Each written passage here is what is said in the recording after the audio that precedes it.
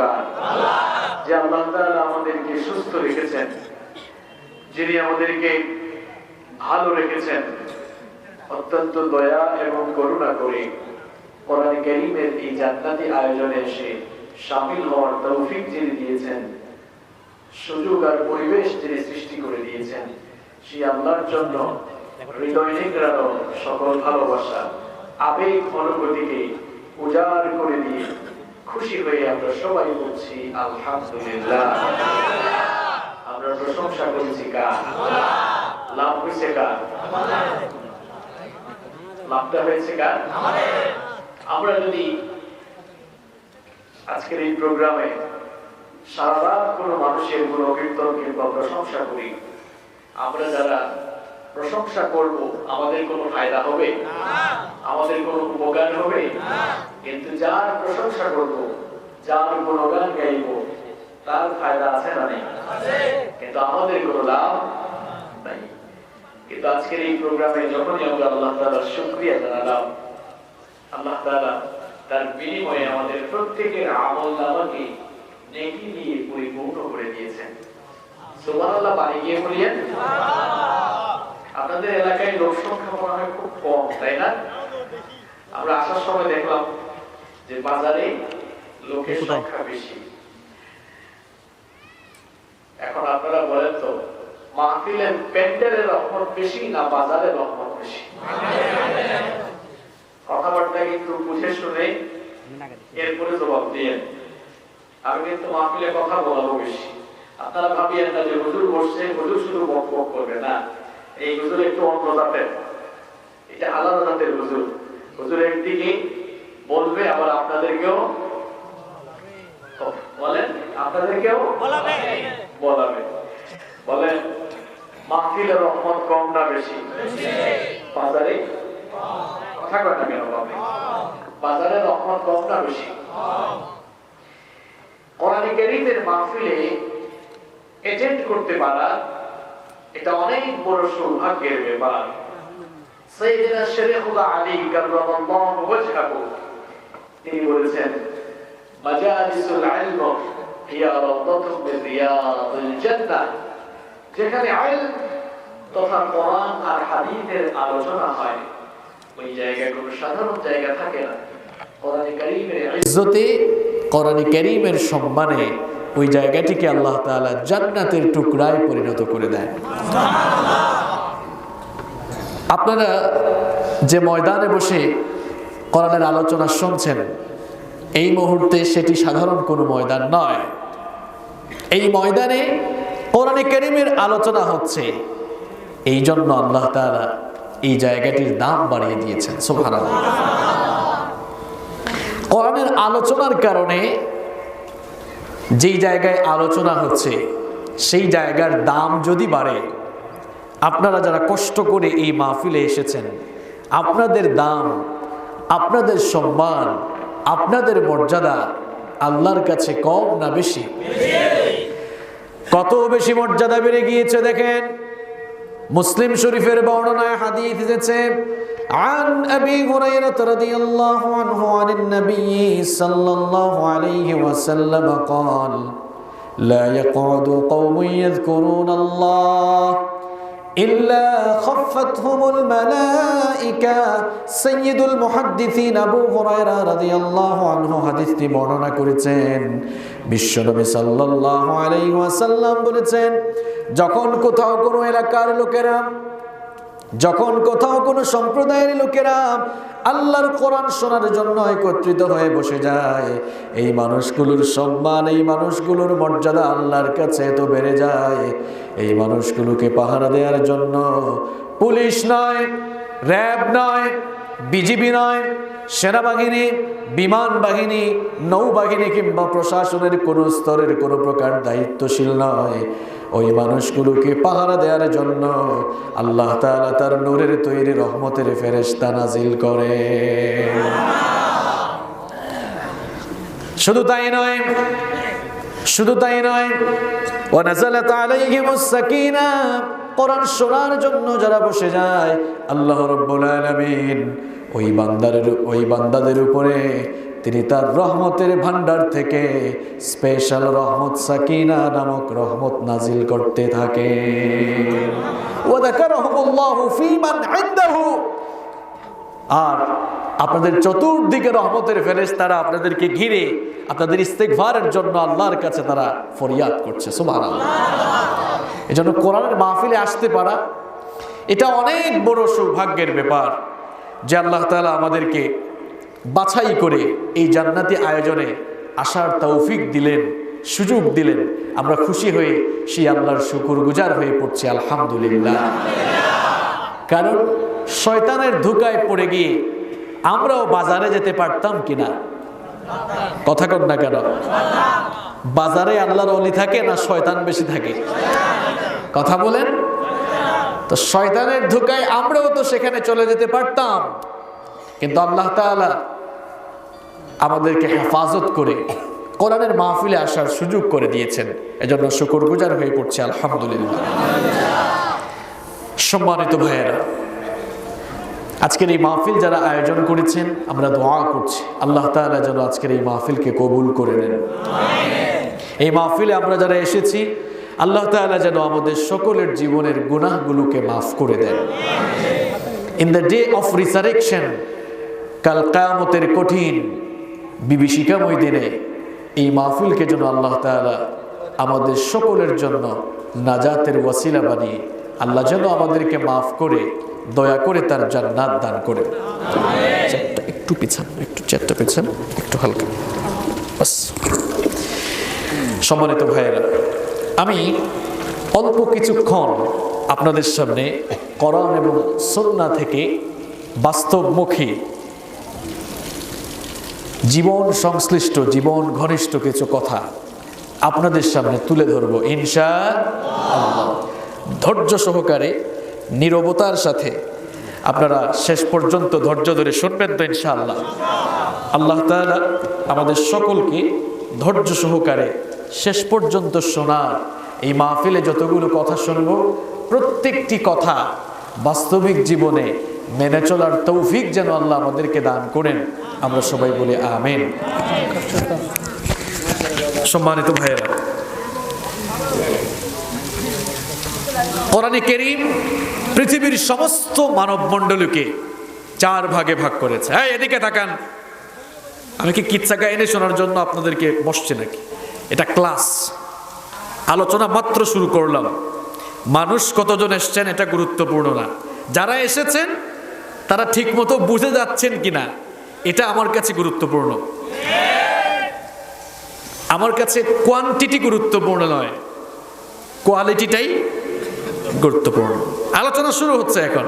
আপনি কি ভাবছেন যে হুজুর এইদিকে, মানে আপনি কি ভেবেছেন যে হুজুর এই কিচ্ছা কিছুক্ষণ আর ওই কিচ্ছা আবার কিছুক্ষণ বলবে? না, এই যে শুরু করে দিচ্ছে এখন, শুনেন, আপনি কান লাগান। কোরআনে কারীম পৃথিবীর সমস্ত মানুষগুলোকে 4 ভাগে ভাগ করেছে। জবাব দেন, কয় ভাগে ভাগ করেছে? হ্যাঁ, এখন কথাবার্তা শুরু হবে। নলেজ এটা শেয়ার করার জায়গা, শুধু একজন বলবে আর একজন শুনবে এমন না। গিভ অ্যান্ড টেকের দরকার আছে না নাই? কোরআনে কারীম এই পৃথিবীর সমগ্র মানব মণ্ডলীকে মৌলিকভাবে 4টি ভাগে ভাগ করেছে। নাম্বার 1, 1 নাম্বার হচ্ছে মুমিন। নাম্বার 2, 2 নাম্বার হচ্ছে মুশরিক। নাম্বার 3 নাম্বার হচ্ছে মুলহিদ। মুলহিদ মানে অনেকে বুঝেন নাই, মুলহিদ মানে নাস্তিক। নাম্বার 4 নাম্বার হচ্ছে মুনাফিক। তাহলে পৃথিবীর মানুষ কয় প্রকার? কথা কোন, কয় প্রকার? এই 4 প্রকারের ভেতরে আরো অন্যান্য প্রকার মানুষ আছে। তাহলে 1 নাম্বার বলেছিলাম মুমিন। এবার আসেন, মুমিন কারা? যারা আল্লাহ এবং তার রাসূলের প্রতি ঈমান এনে আখিরাতমুখী জীবন আল্লাহর দেওয়া বিধান অনুযায়ী পরিচালনা করে, তারা হচ্ছে মুমিন। নাম্বার 2 নাম্বার মুশরিক। মুশরিক কারা? মুশরিক হচ্ছে তারা যারা আল্লাহ সুবহানাহু ওয়া তাআলার সাথে শিরক করে, যারা একত্ববাদী আল্লাহকে রব হিসাবে মেনে নেয় না, এরা হচ্ছে মুশরিক। মুশরিকের ভেতরে হিন্দু, বৌদ্ধ, খ্রিস্টান যারা শিরক করে সবাই ঢুকে গিয়েছে। এরপরে 3 নম্বর কি বলেছিলাম? মুলহিদ, নাস্তিক। নাস্তিক কারা? যারা স্রষ্টায় বিশ্বাস করে না, যারা বলে গোটা বিশ্ব জগৎ এমনি এমনি সৃষ্টি হয়েছে। নাস্তিকের ঘরের নাস্তিক, তুই কি দুনিয়াতে এমনি এমনি এসেছিস? এমনি এমনি এসেছে? নিজেকে নিয়ে চিন্তা করলেই তো আস্তিক হয়ে যাওয়ার কথা, ঠিক কি না? তো নাস্তিকরা বলে দেয়ার ইজ নো গড, স্রষ্টা বলতে কেউ নেই। আর যদি থেকেও থাকে, যারা বলে যে অদৃশ্যের মধ্যে আছে, আমরা বলি আনসিন ইজ নাথিং, যা দেখা যায় না তা বিশ্বাস করা যায় না। নাউযু বিল্লাহি মিন যালিক। এটা তাদের যুক্তি। আর 4 নম্বর হচ্ছে মুনাফিক। 4 নম্বর কি? মুনাফিক। তাহলে পৃথিবীর মানুষ কয় প্রকার? মুমিন ছাড়া বাকি 3 প্রকার মানুষের জন্য আল্লাহ তাআলা জাহান্নাম প্রস্তুত করে রেখেছেন। শুধুমাত্র মুমিনদের ব্যাপারে আল্লাহ তাআলা বলছেন যে মুমিনরা দুনিয়া এবং আখিরাতে সফলতা লাভ করে তারা আল্লাহ তাআলার জান্নাতের মেহমান হয়ে যাবে। কোরআনে কারীমের 18 নম্বর সূরা সূরাতুল কাহফের 107 এবং 108 নম্বর আয়াতে আল্লাহ পাক সুন্দর করে বলছেন, ইন্নাল্লাযীনা আমানু ওয়া আমিলুস সালিহাতি কানাত লাহুম জান্নাতুল ফিরদাউসি নুজুলা খালিদিনা ফিহা লা ইয়াবগুনা আনহা হিওয়ালা। আল্লাহ পাক বলেন, নিশ্চয়ই যারা ঈমান এনেছে, ঈমান আনার পরে ঈমানের পথে জীবন পরিচালিত করতে গিয়ে আমলে সালেহ করেছে, নেকির কাজ করেছে, আমি আল্লাহ পাক সেই সকল ঈমানদার মুমিন বান্দাদের জন্য আমি আমার 1 নম্বরের জান্নাত, জান্নাতুল ফেরদাউস তাদের জন্য প্রস্তুত করে রেখেছি। মুমিনদের ব্যাপারে জান্নাতের সুসংবাদ কোরআনে কারীমের বিভিন্ন জায়গায় আল্লাহ দিয়েছেন। কোরআনে কারীমের 9 নম্বর সূরা সূরাতুত তাওবা এর 111 নম্বর আয়াতে আল্লাহ পাক আরো সুন্দর করে বলছেন, ইন্নাল্লাহা আশতারা মিনাল মুমিনিনা আনফুসাহুম ওয়া আমওয়ালাহুম বিআন্না লাহুমুল জান্নাহ। আল্লাহ তাআলা বলছেন, নিশ্চয়ই মুমিনদের জান আর মালকে আমি আল্লাহ তাআলা জান্নাতের বিনিময়ে খরিদ করে নিয়েছি, ক্রয় করে নিয়েছি। সুবহানাল্লাহ। তাহলে এই 4 প্রকার মানুষদের মধ্যে মুমিনদের সফলতার কথা বলে মুমিনদের জন্য জান্নাতের ওয়াদা করলেন কে? মুমিন ছাড়া মুশরিক, মুলহিদ, মুনাফিক অর্থাৎ নাস্তিক, যারা আল্লাহর সাথে শিরক করে এবং যাদের অন্তরে নিফাকি রয়েছে, মুনাফিক মার্কা মানুষ, এবার তাদের ব্যাপারে আল্লাহ বলছেন, ওয়া'আদাল্লাহুল মুনাফিকিনা ওয়াল মুনাফিকাতি ওয়াল কুফফারা নার জাহান্নাম খালিদিনা ফিহা হিয়া হাসবুহুম ওয়া লা'আনাহুমুল্লাহ ওয়া লাহুম আযাবুম মুকিম। আল্লাহ পাক বলেন, মুনাফিক পুরুষ, মুনাফিক নারী আর সমগ্র কাফেরদের জন্য, সকল কাফেরদের জন্য আল্লাহ তাআলা চিরস্থায়ী জাহান্নাম প্রস্তুত করে রেখেছেন। তাদের জন্য আল্লাহ তাআলা চিরস্থায়ী জাহান্নামের প্রতিশ্রুতি দিয়েছেন। হিয়া হাসবুহুম ওয়া লা'আনাহুমুল্লাহ, সেটি তাদের জন্য আবাসস্থল, সেটি তাদের জন্য যথেষ্ট, তাদের উপরে আল্লাহর লানত। এরপরে আল্লাহ তাআলা কোরআনে কারীমের 4 নম্বর সূরা সূরাতুন নিসা এর 140 নম্বর আয়াতের শেষাংশে আরো সুন্দর করে বললেন, ইন্নাল্লাহা জামিউল মুনাফিকিনা ওয়াল কাফিরিনা ফি জাহান্নাম জামিআ। নিশ্চয়ই আল্লাহ তাআলা দুনিয়ার সকল মুনাফিক আর সকল কাফেরদেরকে জাহান্নামের মধ্যে একত্রিত করবেন। প্রিয় ভাইয়েরা, ঠিক বেঠিক পরে বলিয়েন, আগে বুঝেন। আমার কথাগুলো বোঝার চেষ্টা করেন। একটু আগেই কি বললাম, যে মুমিনদের সফলতার সুসংবাদ দিয়ে মুমিনদের ব্যাপারে আল্লাহ জান্নাতের ওয়াদা করেছেন। আর নাস্তিক, মুরতাদ, কাফের, মুশরিক, মুনাফিকদের ব্যাপারে জাহান্নামের সুসংবাদ দিচ্ছেন কে? এবার আসেন, জাহান্নামে যারা যাবে সবচাইতে নিকৃষ্ট জাহান্নামী আবার কারা? এই যে মুশরিক বললাম, কাফের, মুশরিক, নাস্তিক, মুরতাদ, মুনাফিক, এই শ্রেণীর মানুষদের মধ্যে সর্বনিকৃষ্ট জাহান্নামী কারা বলেন তো? মাশাআল্লাহ, বুঝতে পেরেছেন আপনারা আমি কোন জায়গার দিকে যেতে চাচ্ছি? আপনারা মনে হয় কিছু আন্দাজ করতে পারছেন, তাই না? কাফের, মুশরিক, নাস্তিক, মুরতাদ এবং মুনাফিকের চাইতে, এবং মুনাফিকদের মধ্যে সবচাইতে নিকৃষ্ট জাহান্নামী কারা? মুনাফিকরা। যে দুটি আয়াত আপনারা তেলাওয়াত শুনলেন, দুটি আয়াতেই আল্লাহ তাআলা মুশরিকদের কথা, কাফেরদের কথা বলার আগে আল্লাহ মুনাফিকদের কথা বলছেন। আল্লাহ তাআলা বুঝাতে চাচ্ছেন যে দেখো মুশরিকদের চাইতে মুনাফিক কত নিকৃষ্ট।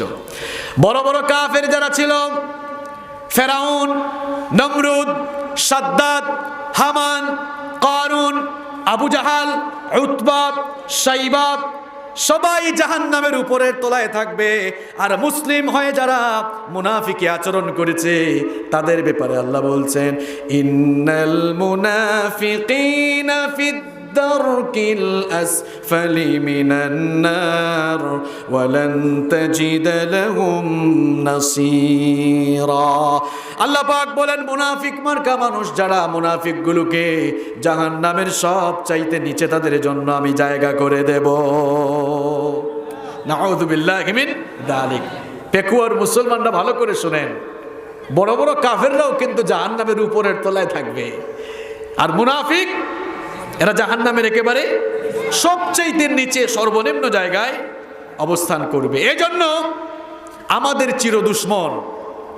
চিরদুশ্মন কে? না, মানুষের চিরদুশ্মন কে?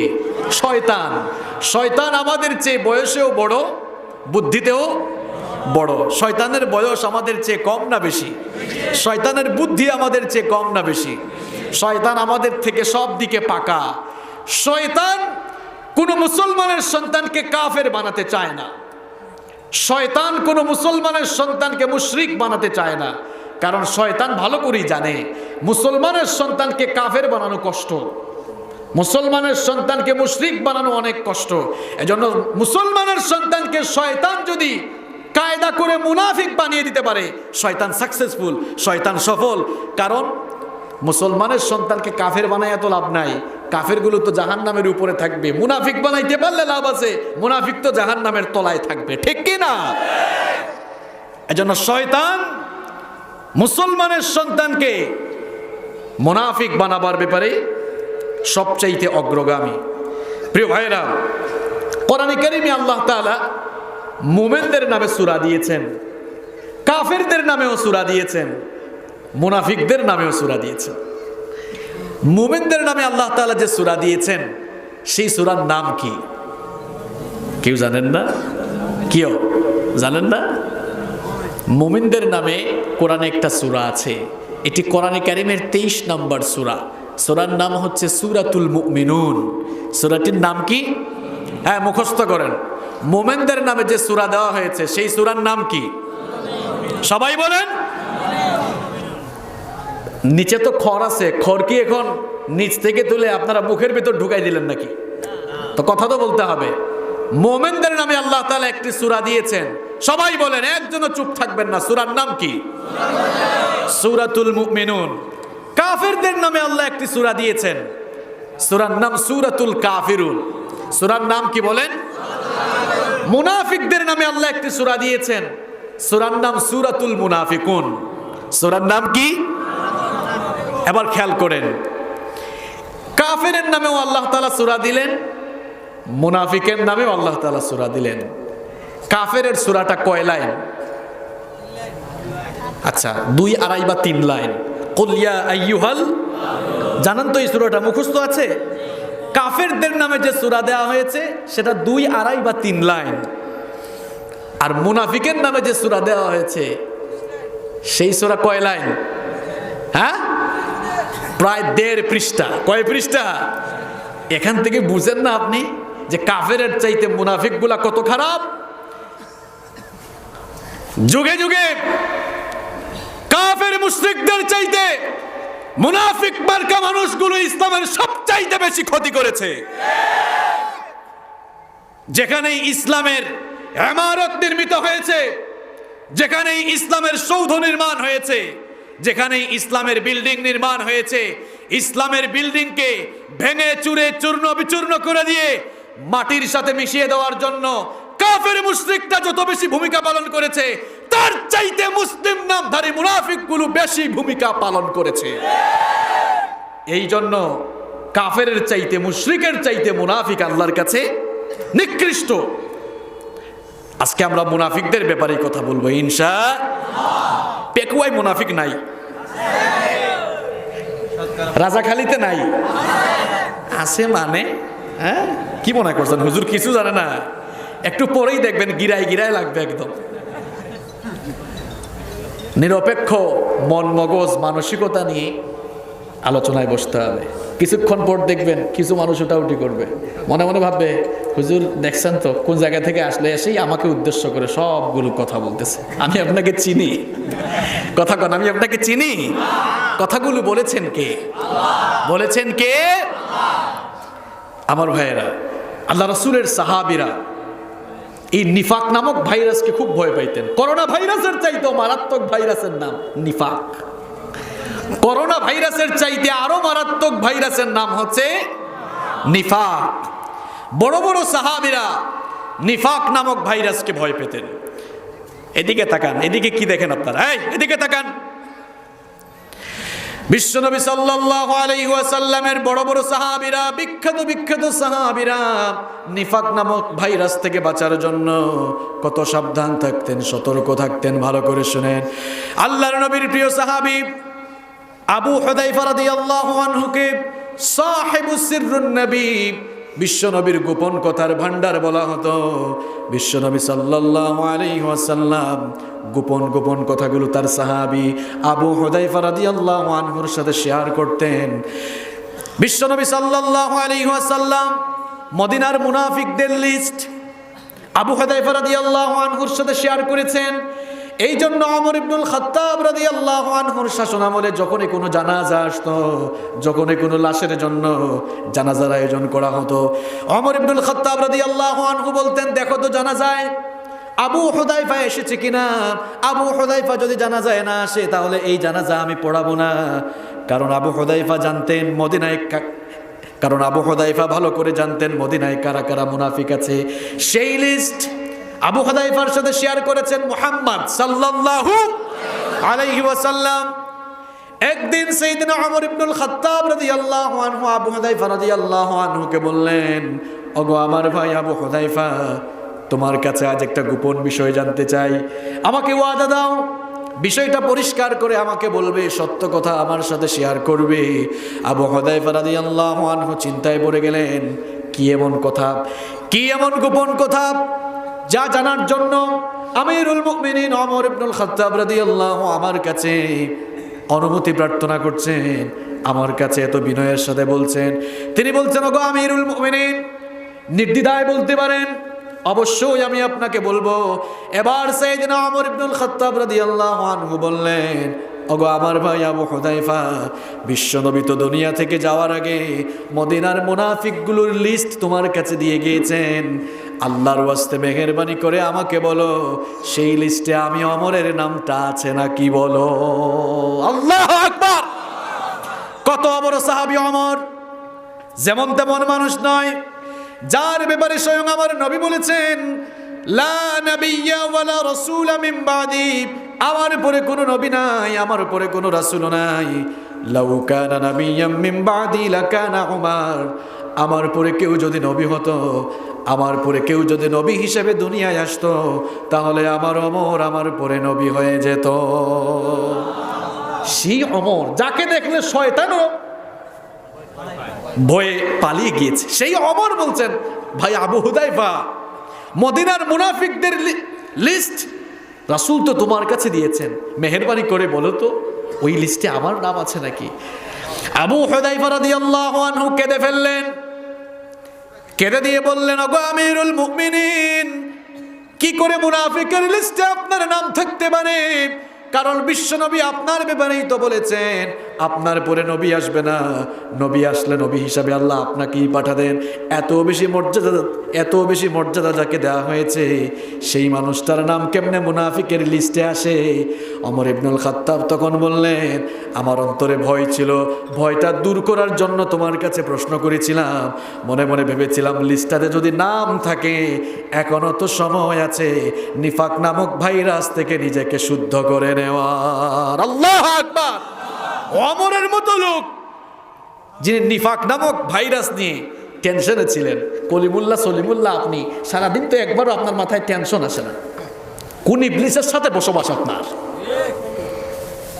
সারাদিন চলে যায়, একটু চিন্তাও করেন না মুনাফিকের কত খাসলত যে ভিতরে আছে। একটু পরেই সেগুলো আমরা জানবো ইনশাআল্লাহ। ইসলামে মুনাফিকগুলো কত নিকৃষ্ট শুনেন। আব্দুল্লাহ বিন উবাই বিন সুলুলের নাম শুনেছেন কি শুনেন নাই? পেকুয়ার মানুষ শুনবে কেন? কারণ পেকুয়ায় তো মুনাফিক নাই। আব্দুল্লাহ বিন উবাই বিন সুলুল মদিনার মুনাফিকদের সর্দার ছিল, মুনাফিকদের নেতা ছিল। রাসূল করিম সাল্লাল্লাহু আলাইহি ওয়াসাল্লাম তাবুকের যুদ্ধ থেকে ফিরে আসার কিছুদিন পরেই এই মুনাফিক আব্দুল্লাহ বিন উবাই বিন সুলুল মারা গেল। তার ছেলে আব্দুল্লাহ বিশ্বনবীর দরবারে আগমন করে বিশ্বনবীর কাছে বলল, ওগো আল্লাহর নবী, আমার বাবা আব্দুল্লাহ বিন উবাই বিন সুলুল দুনিয়া থেকে চলে গিয়েছেন। তার জানাজায় কাফন হিসাবে আপনার শরীরের জুব্বা মুবারক, আপনার জামা, আপনার জুব্বা, আপনার কুর্তা মুবারক দিলে আমি বড় খুশি হতাম। আমার বাবারও সেই চাওয়া ছিল, আর আমার বাবার যদি জানাজা আপনি ইমামতি করতেন তাহলে আমি বড় আনন্দ পেতাম, আমার কাছে খুব ভালো লাগতো। আব্দুল্লাহর কথা শুনে বিশ্বনবী সাল্লাল্লাহু আলাইহি ওয়াসাল্লাম তার জামা মুবারক খুলে আব্দুল্লাহর হাতে দিয়ে দিলেন। জানাজার জন্য রওনা হলেন।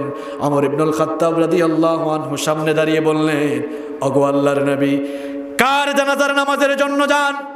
এই লোকটাকে কি আপনি চিনেন না? এই লোকটাকে কি আপনি চিনেন না? উহুদের ময়দান থেকে তার লোকদেরকে নিয়ে পলায়ন করেছিল, সারা জীবন মুসলমানদের সাথে দুশ্মনী করেছিল, সারা জীবন কাফেরদের সাথে আঘাত করে মুসলমানদের ক্ষতি করেছে। কার জানাজায় যাওয়ার জন্য রওনা হয়েছেন?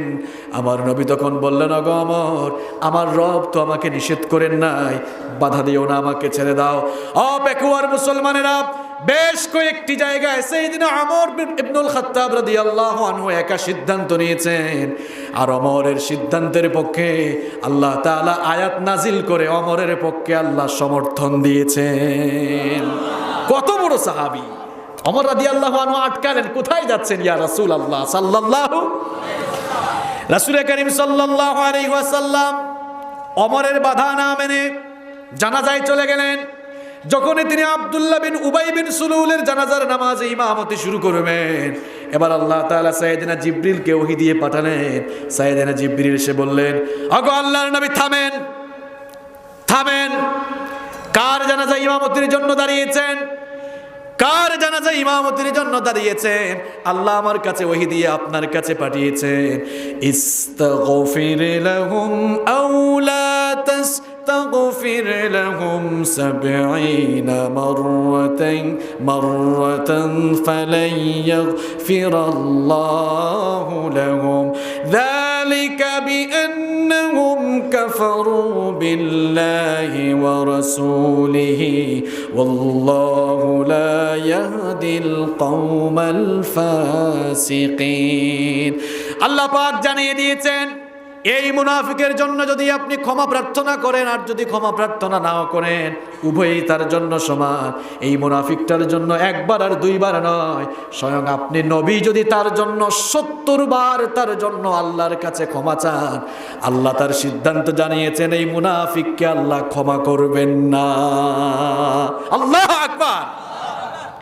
আব্দুল্লাহ বিন উবাই বিন সুলুল সে কি মুশরিক ছিল?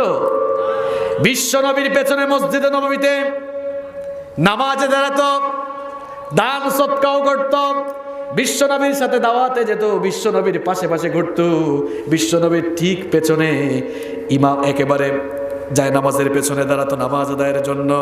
আব্দুল্লাহ বিন উবাই বিন সুলুল মার্কা করার জন্য তারা ন্যূনতম ছাড় দেয় না। এই মুনাফিকগুলো ইসলামের সবচেয়ে বেশি ক্ষতি করেছে। মুনাফিক এত সহজে চেনাও যায় না, মুনাফিক এত সহজে চেনাও যায় না, কারণ মুনাফিক কিন্তু টুপিও মাথায় দেয়, দাড়িও রাখে, জুব্বাও পরে, নামাজেও যায়, আবার হজও করে। মুনাফিক এত সহজে চেনা যায় না। কেউ যদি আমাকে বলে হুজুর হিন্দু দেখবো, কোন দেশে যাব? বলবো ভাই ভারতে চলে যান, কোটি কোটি হিন্দু সেই দেশে আছে না নাই? কেউ যদি প্রশ্ন করে হুজুর বৌদ্ধ দেখবো, কোন দেশে যাব? পার্শ্ববর্তী দেশ মিয়ানমারে চলে যান, কোটি কোটি বৌদ্ধ আছে না নাই? কেউ যদি বলে হুজুর ইহুদি দেখবো, কোন দেশে যাব? ইসরায়েলে যান। কেউ যদি বলে খ্রিস্টান দেখবো, ইউনাইটেড স্টেট অফ আমেরিকায় চলে যান। এখন কেউ যদি আমাকে প্রশ্ন করে হুজুর মুনাফিক দেখবো, কোন দেশে যাব? শুধু বাংলাদেশ নয়, এর উত্তর হচ্ছে মুনাফিক যদি আপনি দেখতে চান তাহলে মুসলিম সমাজে, মুসলিম দেশগুলোতে সফর করে দেখেন, কিছু মানুষ মুসলমানের লেবাস ধারণ করে ইসলামটাকে জবাই করে ফেলছে। তো মুনাফিক কারা? এটা তো এত সহজে চেনা যায় না। মুনাফিকের কিছু খাসলত আছে, কিছু স্বভাব আছে, কিছু ক্যারেক্টারিস্টিক, কিছু বৈশিষ্ট্য আছে। এই বৈশিষ্ট্যগুলো কারো মধ্যে থাকলেই সে মুনাফিক হিসাবে সাব্যস্ত হয়ে যাবে। আজ আমি আপনাদের সামনে অত্যন্ত সংক্ষেপে কোরআন এবং সুন্নাহ থেকে মুনাফিকের 15টি বৈশিষ্ট্য আপনাদের সামনে তুলে ধরবো ইনশাআল্লাহ। প্রিয় ভাইয়েরা, নিরপেক্ষ মন মগজ মানসিকতা নিয়ে বসেন। যদি কোনো একটি চরিত্র আমার সাথে বা আপনাদের কারোর সাথে মিলে যায়, আমরা তওবা করে আজকে বাড়ি ফিরতে পারবো তো ইনশাআল্লাহ। কারণ নিফাকের ভাইরাস কিন্তু করোনা ভাইরাসের চাইতেও আরো মারাত্মক। করোনা ভাইরাসে মারা গেলে জাহান্নামে যাবে এমন কোনো কথা আছে? কিন্তু নিফাক ভাইরাস নিয়ে মরলে জাহান্নাম আছে না নাই? শুধু জাহান্নাম যে তা নয়, জাহান্নামের একেবারে একেবারে একেবারে নিম্ন স্তরে। চলেন মুনাফিকের বৈশিষ্ট্যগুলো আমরা আজকে জানার চেষ্টা করি। নাম্বার 1, 1 নাম্বার হচ্ছে মুনাফিকের প্রথম বৈশিষ্ট্য হচ্ছে মুনাফিকগুলো এটা ডবল ফেস পার্সোনালিটি, দুমুখী স্বভাবের হয়। যেই দিকেই বৃষ্টি আসবে ওই দিকেই ছাতা বসায়, এরকম আছে না নাই? মুনাফিকগুলো দুমুখী স্বভাবের, এরা এদিকেও থাকে আবার ওই দিকেও থাকে। কোরআনে কারীমের 2 নম্বর সূরা সূরাতুল বাকারা এর 9 নম্বর আয়াতে আল্লাহ পাক সুন্দর করে বলছেন, কোরআনে কারীমের 2 নম্বর সূরা সূরাতুল বাকারা এর 8 নম্বর আয়াতে আল্লাহ পাক সুন্দর করে বলছেন, ওয়া মিনান নাসি মান ইয়াকুলু আমান্না বিল্লাহি ওয়া বিল ইয়াউমিল আখির ওয়া মা হুম বিমুমিনিন। আল্লাহ পাক বলেন মানুষের মধ্যে এমন কিছু লোক আছে যারা বলে আমরা আল্লাহ আর আখিরাত দিবসের উপর ঈমান এনেছি। আল্লাহ বলেন এরা মুখ দিয়ে যদিও ঈমানের কথা বলে কিন্তু অন্তরের ভেতরে কুফরি আর নিফাক লুকিয়ে রাখে, এই জন্য আদৌ এরা ঈমানদার হতে পারে নাই। এরা একদিকে এক মুখ দিয়ে ঈমানের কথা বলবে, অন্য মুখ দিয়ে এরা বেঈমানি কথাও বলবে। একদিকে তারা নামাজও পড়বে, একদিকে তারা মসজিদে যাবে, হজও করবে, ঈমানের কথা বলবে, অন্যদিকে তারা মূর্তি আর ভাস্কর্যের পক্ষে কথা বলবে। আপনি এক মুখে ঈমানের কথা বলবেন, ওই মুখে তো মূর্তি আর ভাস্কর্যের পক্ষে কথা বলতে পারেন না, কারণ মূর্তি বা ভাস্কর্যের সাথে ইসলামের কোনো সম্পর্ক নাই। পৃথিবীর সমস্ত নবীরা মূর্তি আর ভাস্কর্যের বিরুদ্ধে দাওয়াত নিয়ে এসেছেন। আপনি ইব্রাহিমের সন্তান হয়ে মূর্তি বানাতে পারেন না। আমার নবী কাবা ঘর থেকে 360টি মূর্তি বের করে 360টি মূর্তি বের করে 360টা মূর্তি ভেঙে দিয়েছেন। আপনি তার উম্মত হয়ে মূর্তি বা ভাস্কর্য বানাতে পারেন না। কয় হুজুর মূর্তি আর ভাস্কর্য তো দুই জিনিস। মূর্তি হচ্ছে যা পূজার উদ্দেশ্যে বানানো হয়, আর ভাস্কর্য যাকে পূজা করা হয়। লাউ আর কদু কি ভিন্ন জিনিস? কথা কন না কেন? লাউ আর কদু কি ভিন্ন জিনিস? বেহেশত আর দুজক কি ভিন্ন জিনিস? একই জিনিস, একই জিনিসের দুই নাম। আপনারা তো শুধু চেতনার কথা বলেন, বাংলা ভাষার কথা বেশি বলেন। বাংলা একাডেমির অভিধানটা খুলে দেখিও, ভাস্কর্য আর মূর্তির মধ্যে আবিধানিক কোনো পার্থক্য নেই। ভাস্কর্য কি? ভাস্কর্য হচ্ছে প্রস্তর খোদাই করে কোনো আকৃতি, কোনো অবয়ব দেওয়াকেই ভাস্কর্য বোঝায়। আর মূর্তি কি? মূর্তির মধ্যেও প্রতিকৃতি কিংবা একটা আকৃতি দেওয়া হয়, দুটোর মধ্যে তেমন কোনো ব্যবধান নেই। আর পৃথিবীতে ভাস্কর্য আগে এসেছে, মূর্তি পূজা পরে এসেছে। এই ইতিহাস জানতে হবে। নূহ আলাইহিস সালামের কওমের 5 জন প্রসিদ্ধ মানুষ দুনিয়া থেকে বিদায় হওয়ার পর এদের পরবর্তী প্রজন্মের মানুষগুলো ওই 5 জন লোকের ভাস্কর্য বানিয়েছিল। 5 জন লোকের ভাস্কর্য বানানোর পর সেই লোকগুলোর নামও বলে দিচ্ছি, আপনি কোরআন খুলে দেখবেন, সব কোরআনে আছে না নাই? ওয়াদ, সুওয়া, ইয়াগুস, ইয়াউক এবং নাসর, এই 5 জন লোক প্রসিদ্ধ ছিলেন, নামি দামি মানুষ ছিলেন। এদের ভাস্কর্য তারা বানিয়েছিল। পরবর্তী প্রজন্মের লোকেরা যখন ভাস্কর্য বানালো, এরা দুনিয়া থেকে বিদায় হওয়ার পর তাদের পরবর্তী প্রজন্মরা তারা এদেরকেই দেবতা বানিয়েছিল। এই যে লাত, মানাত, উজ্জা, জাহেলি আরবদের বিখ্যাত কিছু মূর্তি ছিল না? আপনি ইতিহাস ঘেটে দেখেন, লাত এটা একজন মানুষের প্রতিকৃতি ছিল। কিরকম সেটা? আরবের তায়েফ অঞ্চলে লাত নামক একজন বিশিষ্ট ব্যক্তি ছিলেন। ধর্মীয়ভাবে তার অনেক গুরুত্ব ছিল। লোকটা মারা যাওয়ার পর তার অনুসারী যারা ছিল তার ভাস্কর্য বানিয়েছিল, সেখানে মন্দির স্থাপন করেছিল। এরপরে তারা ওই লোকটার ভাস্কর্যকেই তাদের দেবতা হিসাবে গ্রহণ করে নিয়েছিল। পৃথিবীতে ভাস্কর্য আগে এসেছে, ভাস্কর্যের মাধ্যমে মূর্তি পূজা শুরু হয়েছে। এই জন্য ইসলাম মূর্তি কিংবা ভাস্কর্য কোনোটাকেই সাপোর্ট করে না। এই দেশের স্বাধীনতার মহানায়ক, স্বাধীনতার স্থপতি, স্বাধীনতার স্বপ্নদ্রষ্টা মরহুম বঙ্গবন্ধু শেখ মুজিবুর রহমান সাহেব, আল্লাহ তাআলা তাকে মাফ করে দিন। তাকে মনে রাখার জন্য কোনো মূর্তি বা ভাস্কর্যের দরকার নেই, কারণ এই পৃথিবীতে যার চেতনা মানুষ সবচেয়ে বেশি লালন করেন তিনি হচ্ছেন মুহাম্মদ সাল্লাল্লাহু আলাইহি ওয়াসাল্লাম। তার কোনো মূর্তি দুনিয়াতে আছে? কিন্তু আমার নবীর প্রতি মানুষের ভালোবাসা দিন দিন বাড়ছে নাকি কমছে? যদি মূর্তি বানানো জায়েজ হতো তাহলে কাবা ঘরের পাশেই আমার নবীর মূর্তি থাকতো, ঠিক কিনা? মূর্তি বা ভাস্কর্যের সাথে ইসলামের কোনো সম্পর্ক নেই। এই দেশের উলামা, পীর, মাশায়েখ, শুধু জিয়াউল হাসান নামক কয়েকজন জাহেল ছাড়া এই দেশে কোনো আলেম কোনোদিনও মূর্তি বা ভাস্কর্যের পক্ষে কথা বলবে।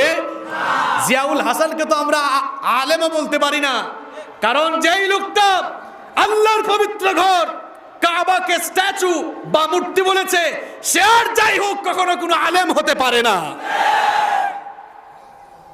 আরে একজন মানুষ কিভাবে এমন কথা বলতে পারে? বেদিনদের টাকা খাইতে খাইতে, বেদিনদের টাকা খাইতে খাইতে দশা যে এমন হবে, এমনটা তো কেউ আশা করে নাই। কাবা ঘরকে আল্লাহ তাআলা বলছেন ইন্না আউওয়ালা বাইত, এটি প্রথম ঘর, উদিআ লিন-নাস, যা মানুষের জন্য বানানো হয়েছে, লাল্লাযী বিবাক্কা, যা মক্কায় অবস্থিত, মুবারাকান ওয়া হুদান লিল আলামিন।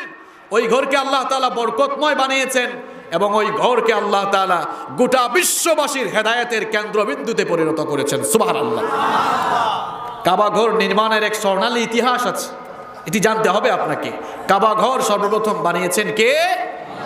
সর্বপ্রথম আল্লাহ তাআলা ফেরেশতাদের মাধ্যমে কাবা ঘর বানিয়েছেন। ওই মূর্খ কাবা ঘরকে স্ট্যাচু বলেছে, নাউযু বিল্লাহি মিন যালিক।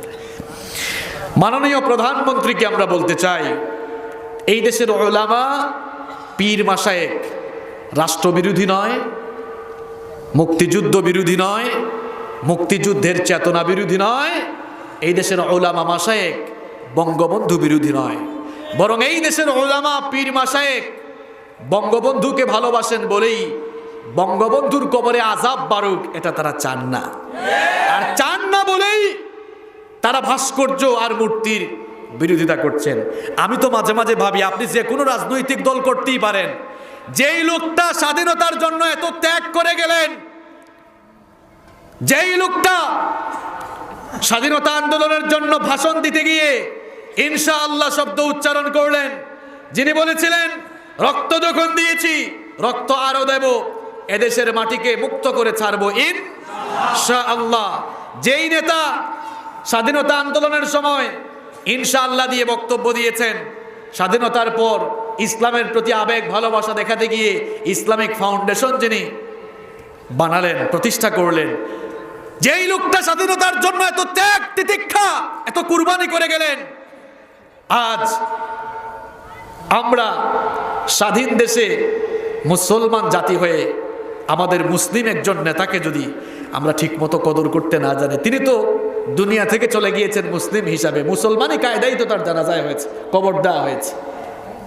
যেই লোকটা স্বাধীনতার জন্য এত ত্যাগ তিতিক্ষা কুরবানি করে গেলেন, সেই লোকটার কবরে আযাব বাড়ানোর ব্যবস্থা আপনি করছেন। আসলেই কি আপনি বঙ্গবন্ধুকে ভালোবাসেন, নাকি চেতনা বিক্রি করে আপনি আপনার মাল কামান? বঙ্গবন্ধুকে যারা ভালোবাসে এরা কখনোই বঙ্গবন্ধুর কবরে আযাব বাড়াতে চাইবে না, ঠিক কি না? বঙ্গবন্ধুর ভাস্কর্য, বঙ্গবন্ধুর মূর্তি তৈরি করা মানে হচ্ছে বঙ্গবন্ধুর সাথে বেঈমানি করা। মাননীয় প্রধানমন্ত্রীকে আমরা সুন্দর কিছু পরামর্শ দিতে চাই। আক্রমণাত্মক বক্তব্যে কখনো কোনো ফলাফল আসে না।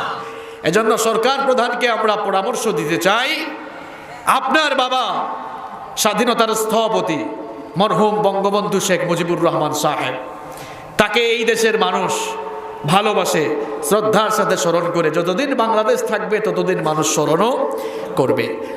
আপনি তার কন্যা হিসাবে তার কবরে আযাব বাড়ানোর ব্যবস্থা করবেন না। উলামাদেরকে আপনি গণভবনে ডাক দেন। এই দেশের 90% মানুষ মুসলমান, এটা আপনাকে চিন্তা করতে হবে। অমুসলিমরা একটা মূর্তির জায়গায় যদি হাজার হাজার মূর্তি বানায়, আমাদের কোনো আপত্তি আছে? তারা তাদের পূজার জন্য মূর্তি বানাবে, আমাদের কোনো অসুবিধা নাই। কিন্তু এই দেশে যারা বসবাস করে তারা তো 90% মানুষ মুসলমান। তাদের ট্যাক্সের টাকায় এই দেশের সরকার চলে। এই দেশের জনগণের ট্যাক্সের টাকা দিয়ে রাস্তায় রাস্তায় মূর্তি বানিয়ে এই দেশটাকে শিরক আর বেদাতের আখড়া হিসাবে গড়তে দেওয়া হবে না। আপনি উলামাদের কাছ থেকে পরামর্শ নেন। হক্কানি কোনো উলামাই মূর্তি কিংবা ভাস্কর্যের পক্ষে রায় দিবেন না। আপনি আপনার বাবার জন্য ভাস্কর্য না বানিয়ে আপনি বঙ্গবন্ধুর নামে বঙ্গবন্ধু মিনার বানান। ভারতে কুতুব মিনার আছে না নাই? আপনি বাংলাদেশেও বঙ্গবন্ধু মিনার বানান। প্রত্যেকটি বিভাগীয় শহরে এক একটি উঁচু উঁচু মিনার বানান। মিনারগুলো এত উঁচু করেন যেন ওই শহরের সবগুলো বিল্ডিং এর চাইতে এই মিনারটা উঁচু হয়। যারা হজ করে এসেছেন, উমরা করে এসেছেন, মসজিদে হারামের পাশে আপনারা ক্লক টাওয়ার দেখেছেন কি দেখেন নাই? হজ করছেন কে কে? হাত তুলেন তো। হজ বা উমরা করেছেন কে কে? কয়েকজন হাত তুলছে। ক্লক টাওয়ার, ঘড়ি টাওয়ার দেখছেন তো? বাংলা ভাষায় বলি, ঘড়ি টাওয়ার দেখছেন? উপরে যে ঘড়ি আছে একটা টাওয়ারের উপরে, এইরকম বাংলাদেশে আপনি বঙ্গবন্ধু মিনার বানান। মিনারের উঁচুতে ঘড়িও লাগায় দেন যাতে সব জায়গা থেকে ঘড়ির টাইম দেখা যায়। আর 5 ওয়াক্ত আযানের সময় হলে ডিজিটাল পদ্ধতিতে সেই মিনার থেকে আজান চালু করে দেন, আজানের ব্যবস্থা করে দেন। 5 ওয়াক্ত আজান হবে, আপনার বাবার কবরটা এমনি জান্নাতের বাগান হয়ে যাবে। আপনি এই ভালো কাজগুলো শুরু করে দেন। বঙ্গবন্ধুর নামে মসজিদ বানান, প্রতিষ্ঠান বানান, মাদ্রাসা তৈরি করেন। এইরকম সুন্দর সুন্দর প্রস্তাবনা আমরা আপনাকে দিচ্ছি। মূর্তি কিংবা ভাস্কর্য বানিয়ে আপনার বাবার কবরে আপনি আযাব বাড়াবেন না। কোরআন হাদিস ছাড়াও আপনি বাস্তব দৃষ্টিকোণ থেকে একটু চিন্তা করে দেখেন তো, মূর্তি বা প্রতিকৃতি ভাস্কর্য বানালেই কি একজন মানুষকে কদর করা হয়?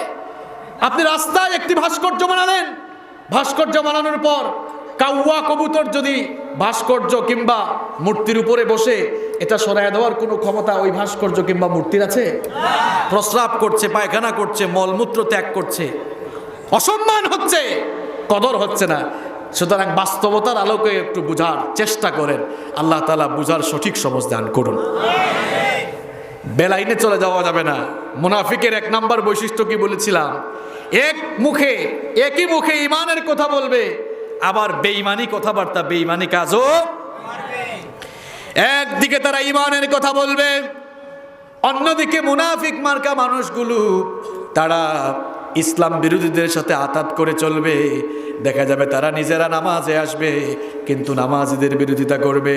নিজেরা মদ খায় না, জুয়া খেলে না, জেনা ব্যভিচারের সাথে সম্পর্ক নাই, কিন্তু মদ যারা খায়, জেনা যারা করে, ব্যভিচার যারা করে, জুয়া যারা খেলে তাদেরকে বৈধতা দেয়। কিয়ামতের দিন কিছু মানুষের আমলনামায় দেখা যাবে জেনার গুনাহ লেখা হয়েছে, মদ খাওয়ার গুনাহ লেখা হয়েছে, ক্যাসিনোর গুনাহ লেখা হয়েছে। ওই লোকগুলো তখন বলবে, ওগো আল্লাহ, দুনিয়ায় তো কোনোদিন আমরা মদ খাই নাই, কোনোদিন জুয়া খেলি নাই, কোনোদিন ক্যাসিনোর আড্ডায় যায় নাই, তাহলে আমার আমলনামায় কেন এই গুনাহগুলো লিখে দিয়েছো? আল্লাহ পাক তখন বলবেন, তুমি মদ খাও নাই, জেনা ব্যভিচার করো নাই, ক্যাসিনোতে যাও নাই, ঠিক আছে, কিন্তু যারা মদের লাইসেন্স দিয়েছে, যারা জুয়ার লাইসেন্স দিয়েছে, জেনার লাইসেন্স দিয়েছে, তাদেরকে তুমি এক পায়ে সমর্থন করেছো, ঠিক কি না? একদিকে ইমানের কথা বলবেন, অন্যদিকে বেঈমানদেরকে সাপোর্ট করবেন। এর নাম ইমানদারি নয়, এর নাম মুনাফিকি। এর নাম কি?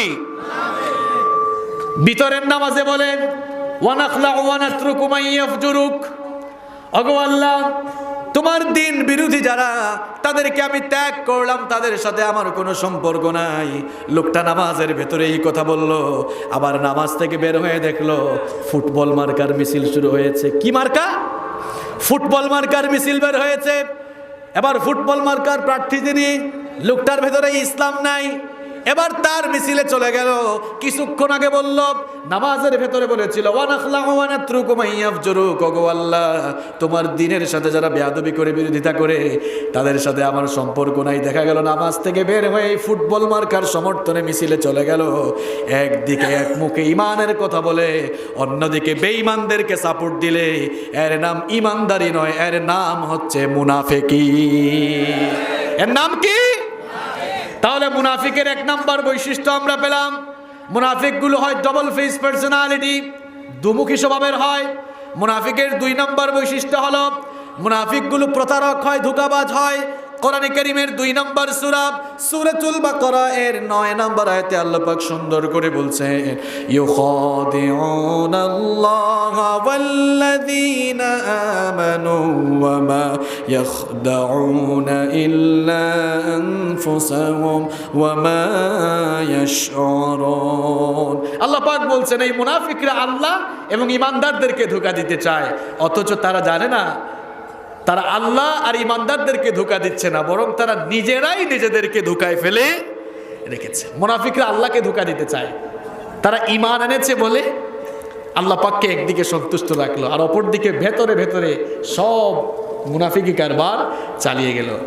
ইমানদারদেরকে বলল, আমরা তো তোমাদের সাথেই আছি, কিন্তু দেখা গেল বেঈমানদের সাথে মিলিত হয়ে ইমানদারদের সাথে ধোঁকাবাজি করে ইমানদারদের ক্ষতি করছে, আছে না নাই?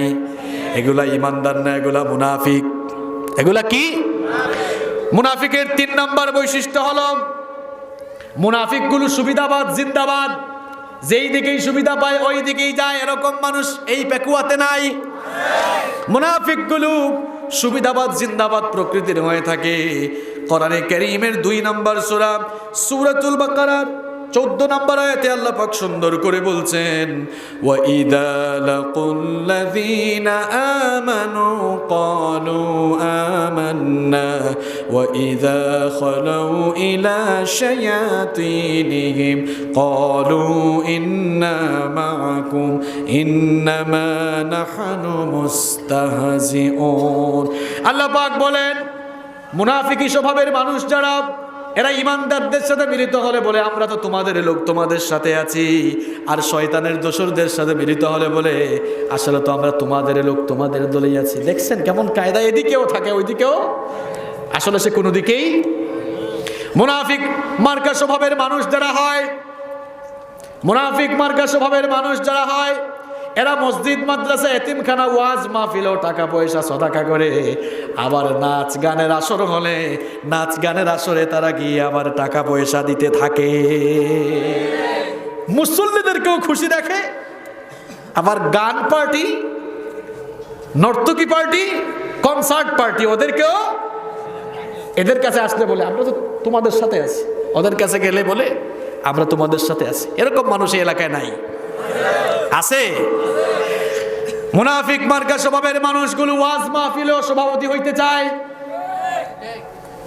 মসজিদ কমিটির সভাপতি হতে চায়, মাদ্রাসা কমিটির সভাপতি হইতে চায়।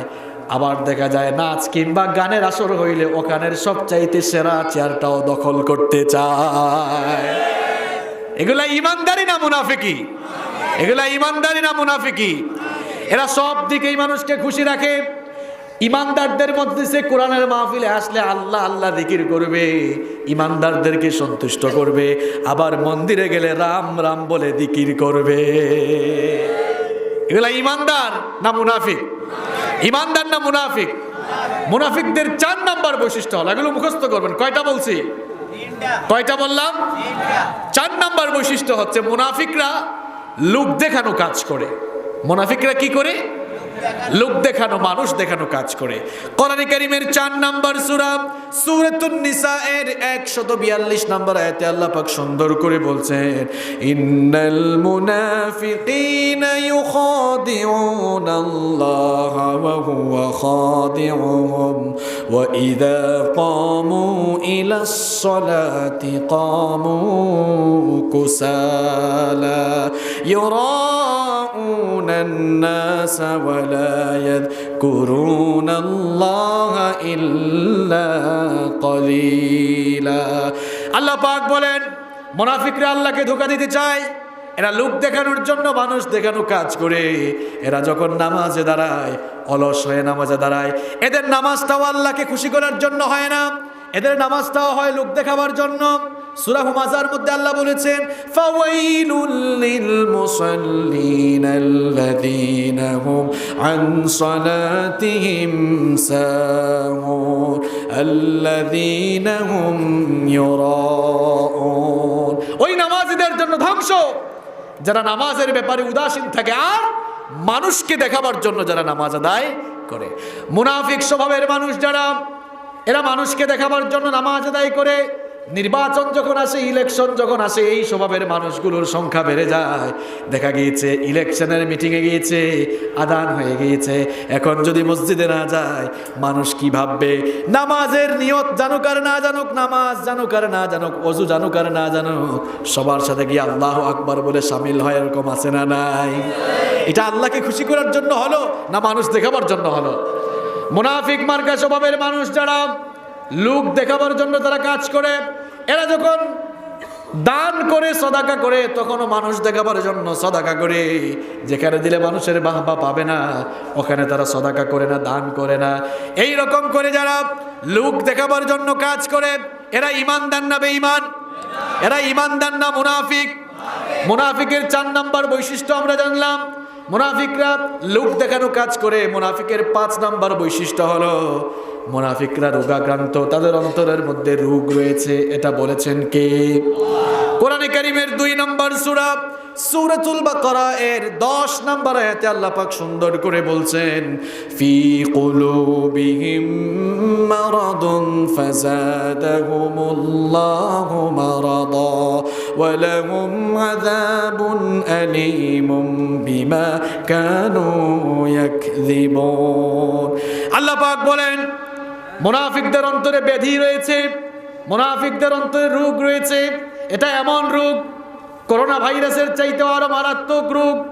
ক্যান্সার হয়ে যদি কেউ দুনিয়া থেকে যায়, ক্যান্সার হয়ে যদি কেউ দুনিয়া থেকে মারা যায়, দুনিয়া থেকে চলে যায়, স্ট্রোক করে কেউ যদি মারা যায়, কিংবা করোনা ভাইরাসে আক্রান্ত হয়ে কেউ যদি মারা যায়, লোকটা জাহান্নামে যাবে এমন কথা কেউ বলতে পারবে নাকি বলেন?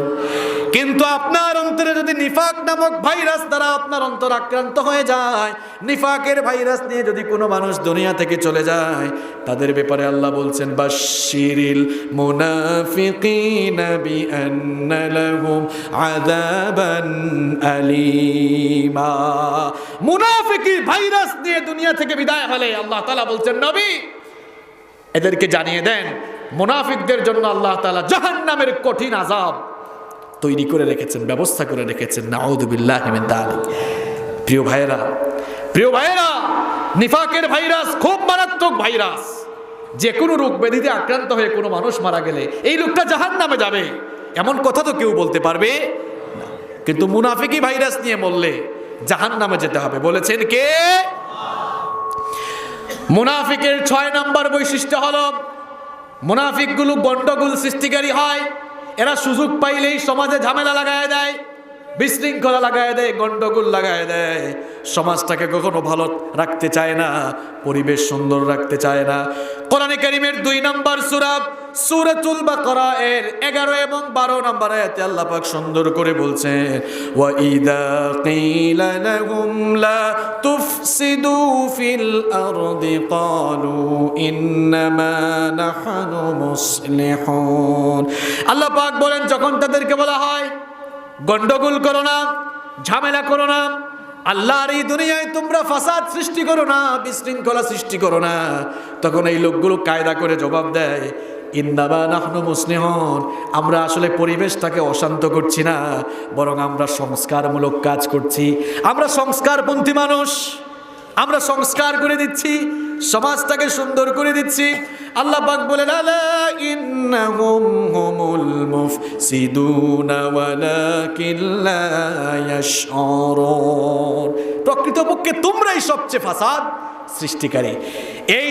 এই ধরনের ফাসাদ সৃষ্টিকারী মুনাফিক মার্কা স্বভাবের মানুষগুলো যখন সমাজের নেতৃত্ব দেয় কিংবা কোনো রাষ্ট্রের নেতৃত্ব দেয়, এই রকম মুনাফিক মার্কা স্বভাবের মানুষগুলো নেতৃত্ব পেয়ে গেলে এরা তখন জালেমের ভূমিকায় অবতীর্ণ হয়ে যায়। আর আল্লাহ পাক বলেন, কোন জালেম যখন নেতৃত্বে চলে যায়, কোন জালেম যখন কোন জনপদের নেতৃত্বে চলে যায়, এরা যদি ক্ষমতা পায়, ক্ষমতা পেলেই তারা 7 দফা মৌলিক কর্মসূচি বাস্তবায়ন করে। জুড়ে বলেন কয় দফা? আয়াতগুলো শুনলে মনে হবে যেন আল্লাহ পাক মাত্রই আয়াতগুলো নাজিল করেছেন। ভালো করে শুনেন, আল্লাহ তাআলা বলছেন মুনাফিক মার্কা মানুষগুলো নেতৃত্ব বলে ক্ষমতা পেলে এরা জালেমের ভূমিকায় অবতীর্ণ হয়ে যায়। আর জালেমগুলো যখন ক্ষমতা পায় এরা মৌলিকভাবে 7 দফা কর্মসূচি বাস্তবায়ন করে। জোরে কোন কয় দফা? কোরআনে কারীমের 27 নম্বর সূরা সূরাতুন নামালের 34 নম্বর আয়াতে আল্লাহ পাক জালেমরা ক্ষমতায় গেলে কি কি কর্মসূচি পালন করে এই আয়াতে আল্লাহ তাআলা তাদের 2টি কর্মসূচির কথা তুলে ধরেছেন। ইন্নাল মুলুকা ইযা দাখালু ক্বরয়াতান আফসাদুহা ওয়া জাআলু আ'ইজ্জাতা আহলিহা আদিল্লা ওয়া কাযালিকা ইয়াফআলুন। আল্লাহ পাক বলেন, জালেমরা যদি ক্ষমতা পায়, ক্ষমতা পেলে তারা যে সকল কর্মসূচি বাস্তবায়ন করে তার মধ্যে 1 নম্বর হলো গোটা রাষ্ট্রে তারা সন্ত্রাস আর ত্রাসের রাজত্ব কায়েম করে। 1 নম্বর সন্ত্রাস আর ত্রাসের রাজত্ব কায়েম করে। 2 নম্বর হচ্ছে ওয়াজালু আইজ্জাতা আহলিয়া আদিল্লা, ওই রাষ্ট্রের, ওই দেশের, ওই জনপদের সম্মানিত মানুষগুলোকে অপমানিত করার ব্যবস্থা করে।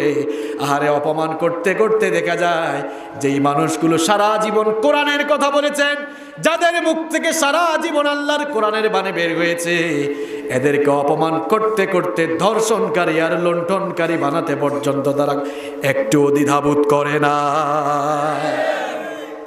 যারা সারা জীবন কোরআনের খেদমত করেছেন, কোরআনের খেদমত করেছেন, নিজেদের স্বার্থ সিদ্ধির জন্য তাদেরকে ধর্ষণকারী, লুণ্ঠনকারী পর্যন্ত বানিয়ে দেয়। ঠিক কি না? জালেমরা ক্ষমতায় থাকলে আরো কি কি কর্মসূচি পালন করে শুনেন। কোরআনে কারীমের 2 নম্বর সূরা সূরাতুল বাকারা এর 205 নম্বর আয়াতে আল্লাহ পাক সুন্দর করে বলছেন, ওয়া ইযা তাওয়াল্লা সাআ ফিল আরদি লিয়ুফসিদা ফিহা ওয়া ইউহলিকাল হারসা ওয়ান নাসলা ওয়াল্লাহু লা ইউহিব্বুল ফাসাদ। আল্লাহ পাক বলেন, এরা ক্ষমতা পেলে 3 নম্বর যে কর্মসূচি পালন করে, ওয়া ইউহলিকাল হারস, তারা সেই দেশের শস্য ক্ষেত, সেই দেশের রাষ্ট্রীয় সকল ধন সম্পদগুলোকে নষ্ট করে ফেলে। এরা সুযোগ পেলে, ক্ষমতা পেলে রাষ্ট্রের ধন সম্পদ এমনভাবে লুট করে, ব্যাংকের টাকা লুটপাট হয়ে যায়, খবর থাকে না। জনগণের টাকা পয়সা কোন দিকে যায় খবর থাকে না, রাষ্ট্রের টাকা গায়েব হয়ে যাবে, হলমার্কের টাকা গায়েব হয়ে যাবে, কোনো খবর থাকবে না। ওয়ায়ুহলিকাল হারসা ওয়ান নাস। এরপরে 4 নাম্বার কর্মসূচির কথা আল্লাহ বলছেন। 4 নাম্বার কর্মসূচি হলো এরা মানুষ আর প্রাণীদেরকে নির্বিচারে হত্যা করবে, বিচার বহির্ভূত হত্যাকাণ্ড বাড়িয়ে দিবে। তাদের বিরুদ্ধে গেলেই তারা তাদেরকে খুন করতে, দুনিয়া থেকে বিদায় করতে দ্বিধাবোধ করবে না।